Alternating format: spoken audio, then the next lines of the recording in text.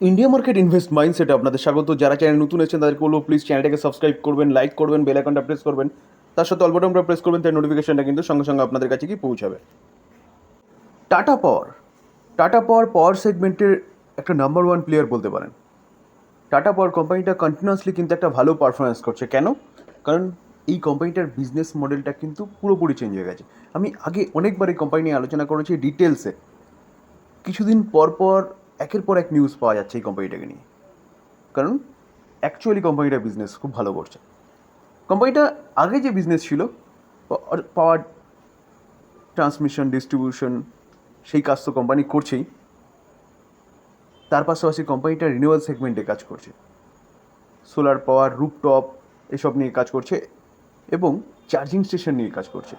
যেই দুটো বিজনেস কিন্তু বলতে পারেন ফিউচার ওরিয়েন্টেড বিজনেস, এবং এই বিজনেস দুটো কিন্তু লং টার্ম সাস্টেনেবল বিজনেস। তো এই কোম্পানিটা আপনি চোখ বন্ধ করে 20 বছর 25 বছর তো হোল্ড করতে পারবেনই। এই কোম্পানিটা আজকের দিনে দেখলে দেখা যাবে, দেখুন কত পার্সেন্ট, 0.32% একটা আফসাইড মুভমেন্ট দেখিয়েছে। তো কিছুই দেখায়নি, কোম্পানিটা নিয়ে কিন্তু একটা ভালো নিউজ পাওয়া যাচ্ছে। তো চলুন আগে সেই নিউজ, একটা নয় সরি দুটো নিউজ পাওয়া যাচ্ছে। চলুন দুটো নিউজ কী পাওয়া যাচ্ছে সেটা দেখি। যদি ফার্স্ট নিউজটা দেখি, যে টাটা পাওয়ারের আর্ম অর্থাৎ টাটা পাওয়ারের দুটো সাবসিডারি যেটা রিনিউয়াল সেক্টরে কাজ করছে, সেই দুটো সাবসিডারি কিন্তু ইন্ডিয়ান ব্যাংকের সাথে জয়েন্ট ভেঞ্চারে কাজ শুরু করেছে। কিসের ওপর? Solar rooftop scheme.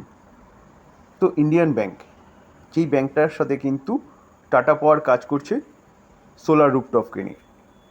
দেখুন এই আর্টিকেল দেখলে দেখতে পাবেন টাটা গ্রুপের firm said Tata Power Solar System Limited অর্থাৎ TPSSL হোলি ওনেড সাবসিডারি কি টাটা পাওয়ারে, যেটা Tata Power Renewable Energy Limited. বুঝতে পারছেন? টাটা পাওয়ার রিনিউয়েবল এনার্জি লিমিটেডের সাবসিডারি কি TPSSL অর্থাৎ Tata Power Solar System Limited. তো এই Tata Power Solar System Limited এই কোম্পানিটার সাথে কী হয়েছে দেখুন, যে অ্যানাউন্স করেছে স্ট্র্যাটেজিক পার্টনারশিপ উইথ কার সাথে? একটা public sector lender Indian bank. তো ইন্ডিয়ান ব্যাংকের সাথে কিন্তু তারা পার্টনারশিপ করেছে কিসের ওপর? To booster the adoption of solar rooftop among residential consumer. দেখুন আমরা কিছুদিন আগে দেখেছিলাম যে গভর্নমেন্ট, আমাদের prime minister mister Narendra Modi কী করেছিল? সোলার রুফটপকে নিয়ে একটা স্কিম লঞ্চ করেছিল। সেই স্কিমে সোলার রুফটপকে প্রোভাইড করবে এই টাটা পাওয়ারের মতন কিন্তু যেসব কোম্পানিগুলো সোলার রুফটপ নিয়ে কাজ করছে, টাটা পাওয়ার বলুন, আদানি পাওয়ার বলুন, কেপিআই গ্রিন এনার্জি বলুন। তো এই কোম্পানিগুলো সোলার রুফটপ নিয়ে কাজ করছে, মানে এই কোম্পানিগুলো কিন্তু সেইখানে কাজ করবে। ফান্ডিংয়ের জন্য কিন্তু টাটা পাওয়ারের সাথে ইন্ডিয়ান ব্যাংকের টাই আপ হয়েছে বা পার্টনারশিপ হয়েছে। শুধু যে স্কিমটা এসছে তার জন্য নয়, আপনি নিজে চাইলেও কিন্তু আপনার বাড়িতে সোলার রুফটপের কাজ করাতে পারবেন, যেখান থেকে পাওয়ার জেনারেশন হবে কনস্ট্যান্টলি। তো সেই জায়গায় দাঁড়িয়ে এটা বলতে পারেন একটা বিশাল বড় পদক্ষেপ টাটা পাওয়ারের। তো কোম্পানিটা কন্টিনিউয়াসলি ভালো পারফরমেন্স করছে। তো বলতে পারেন আজকে এত ভালো নিউজ এসছে কেন আজকে ওঠেনি বা ভালো একটা আপসাইড মুভমেন্ট দেখায়নি। দেখুন কোম্পানি যদি প্রতিদিনই মানে ওপরে উঠতে থাকে, কারণ কোম্পানি ভালো কাজ করছে, প্রতিদিনই যদি ওপরে উঠতে থাকে তাহলে তো মানে কয়দিনেই বেশ সবাই কোটিপতি হয়ে যাবে। তাও দেখুন আমরা যদি দেখি কোম্পানিটা 6 মাসে কীরকম পারফরমেন্স করেছে, 6 মাসে 81%, 6 মাসে এতটা আপসাইড মুভমেন্ট দেখিয়েছে। তো স্বাভাবিকভাবেই কিছুটা তো একটু দম নিতে দেবেন, তাই কি না? দেখুন 1 বছরে দেখলে দেখা যাবে 1 বছরে 119% রিটার্ন দিয়েছে। 1 বছরে 119% মানে ডবলের বেশি। দেখুন আমরা যদি 5 বছরের চার্ট দেখলে দেখা যাবে 534%। অরিজিনালি যদি আমরা 2020 থেকে দেখি, যখন থেকে কোম্পানিটা রিনিউয়াল সেক্টর নিয়ে কাজ শুরু করেছে, তখন থেকে দেখলে দেখা যাবে প্রায় 1400-1500%-এর কাছাকাছি কিন্তু রিটার্ন দিয়েছে। তো চলুন আরেকটা নিউজ কী পাওয়া যাচ্ছে সেটা দেখি।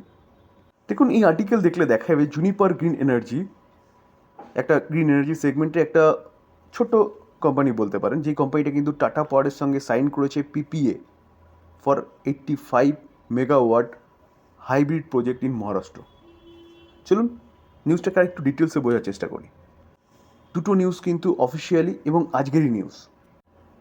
দেখুন Juniper Green Energy on Tuesday said it has sign an agreement with Tata Power for the development of 85 megawatt hybrid power project in Maharashtra.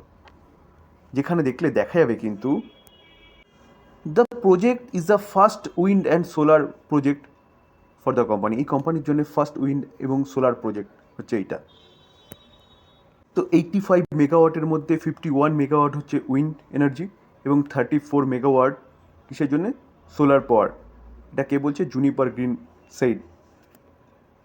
দেখুন এই আর্টিকেল দেখলেও দেখা যাবে যে দ্য পাওয়ার পারচেস এগ্রিমেন্ট অর্থাৎ PPA with Tata power is for the development of 85 megawatt hybrid power project in Maharashtra set company. এটা কিন্তু tata পাওয়ার বলছে। এটাও কিন্তু বলতে পারেন টাটা পাওয়ারের জন্য একটা বিশাল বড় নিউজ। তো সেই জায়গায় দাঁড়িয়ে দেখুন স্যার, আমি সবসময় বলি যে কোনো কোম্পানিতে ইনভেস্টমেন্ট করার আগে কোম্পানির বিজনেসটাকে বোঝার চেষ্টা করবেন। তো এই যে কোম্পানিটা বিজনেস করছে না, রুপটপ বলুন, সোলার এনার্জি বলুন, চার্জিং স্টেশন বলুন, এই বিজনেস কিন্তু লং টার্ম চলবে। আর এই কোম্পানিটা বিজনেস ভালো করছে বলেই এতটা ভালো আপসাইড মুভমেন্ট দেখাচ্ছে। আর এখন বলতে পারেন কিন্তু এই কোম্পানিটা জাস্ট শুরু পথ চলা রিনিউয়াল সেগমেন্টে। তো যতগুলো পাওয়ার সেগমেন্টের কোম্পানি আছে তার মধ্যে যদি বেস্ট কোম্পানি বলেন তাহলে হচ্ছে টাটা পাওয়ার। এই কোম্পানি নিয়ে কিন্তু আপনি চিন্তাভাবনা করতে পারেন লং টার্ম ইনভেস্টমেন্টের জন্য। ভোডাফোন আইডিয়া, দেখুন ভোডাফোন আইডিয়াকে দেখলে দেখা যাবে কিন্তু আজকের দিনে 11%-এর উপরে একটা আপসাইড মুভমেন্ট দেখিয়েছে।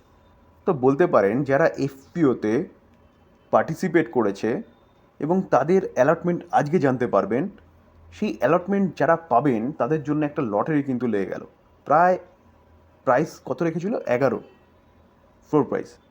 তো সেখান থেকে বলতে পারেন 3 টাকা 40 পয়সা করে কিন্তু ওপরে রয়েছে। কেন রয়েছে? কারণ কোম্পানিটার যে এফপিও এনেছিল সেই এফপিও কিন্তু ওভার সাবস্ক্রিপশন হয়েছে। অর্থাৎ কোম্পানি শোনা যাচ্ছিল কোম্পানির কাছে প্রচুর ডেট রয়েছে, এফপিও খুব একটা সাবস্ক্রিপশন হবে না, কিন্তু সেটা পুরো ভুল প্রমাণিত হয়েছে। এবং কোম্পানির কাছে এফপিও ফুলফিল হওয়া মানে কোম্পানির ঘরে টাকা ঢুকবে এবং এই কোম্পানিটা কিন্তু তার বিজনেসটাকে এবার সেট আপ করবে স্যার। কারণ কোম্পানি বলে দিয়েছে তারা যে ফান্ডটা পাচ্ছে সেই ফান্ডটা নিয়ে কিন্তু কী করবে? ফান্ডটা নিয়ে তারা 5G সেট আপ করবে এবং 4Gকে কিন্তু আরও তাদের যে সার্ভিস সেই সার্ভিস কিন্তু আরও ডেভেলপমেন্ট করবে। দেখুন 6 গুণ কিন্তু সাবস্ক্রিপশন হয়েছে, যার জন্য আজকে এতটা ভালো আপসাইড মুভমেন্ট কোম্পানিটা দেখিয়েছে। দেখুন ইনস্টিটিউশন ইনভেস্টরদের মধ্যে কে আছে? 5,400 করোড় ইনভেস্টমেন্ট করেছে। তার মধ্যে গোল্ডম্যান স্যাচ আছে, মর্গান স্ট্যানলি আছে, জিকিউজি পার্টনার রয়েছে। তো এইভাবে কিন্তু অ্যাঙ্কার ইনভেস্টররা আপার সাইড অর্থাৎ 11 টাকায় হচ্ছে এফপিওকে বুক করেছে। আরেকটা নাম তো বলতেই ভুলে গেছি, সিটি গ্রুপ। তো এতগুলো কিন্তু হচ্ছে গ্রুপ অ্যাঙ্কার ইনভেস্টর হিসেবে কিন্তু বুক করেছে। কত? 5,400 crore. According to BSc data, অর্থাৎ বিএসসি ডেটা থেকে জানা যাচ্ছে যে থার্ড লার্জেস্ট টেলিকম অপারেটর এই আইডিয়া এবং ভোডাফোন, এই যে এপিও থেকে যে টাকাটা পেয়েছে সেটা দিয়ে তারা কি করতে চলেছে? তারা কিন্তু লঞ্চ করছে 5G সার্ভিস এবং আপগ্রেড করবে, যেটা একটু আগে আমি বলছিলাম এক্সিস্টিং 2G এবং 2G এবং 4G হচ্ছে তারা কিন্তু আপগ্রেড করবে। তো স্বাভাবিকভাবে যদি আপগ্রেড করে তাহলে কিন্তু তাদের যে কোয়ালিটি সেই কোয়ালিটি ডেভেলপমেন্ট করবে।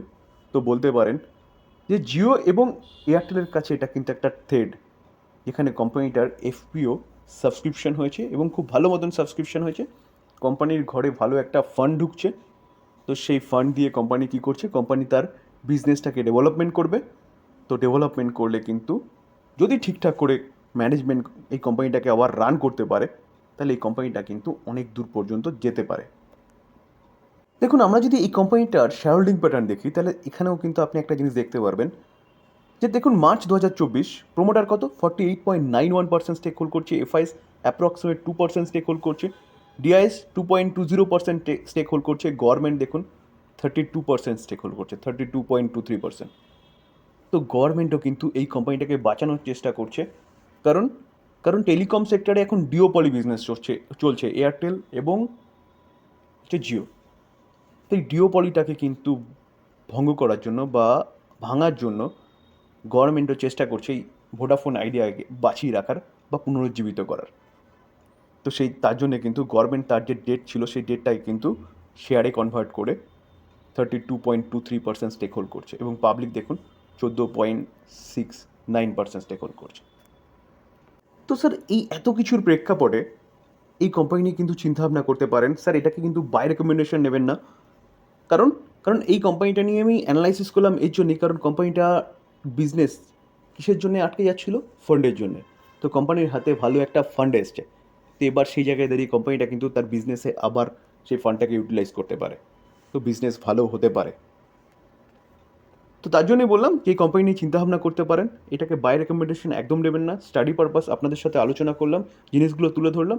এখান থেকে লার্নিং নিয়ে আপনি নিজে চিন্তাভাবনা করবেন এই কোম্পানিটা বাই করবেন কি না, বা আপনি আপনার ফাইন্যান্সিয়াল অ্যাডভাইজারের সাথে কথা বলে নিয়ে তারপর বাই করবেন। তো এই ছিল আলোচনা। যদি আলোচনাটা ভালো লাগে, যারা চ্যানেল নতুন এসেছেন তাদেরগুলো প্লিজ চ্যানেলটাকে সাবস্ক্রাইব করবেন, লাইক করবেন, বেল আইকনটা প্রেস করবেন, তার সাথে অল বাটনটা প্রেস করবেন, তার নোটিফিকেশনটা কিন্তু সঙ্গে সঙ্গে আপনাদের কাছে কি পৌঁছাবে। থ্যাংক ইউ, ভালো থাকবেন।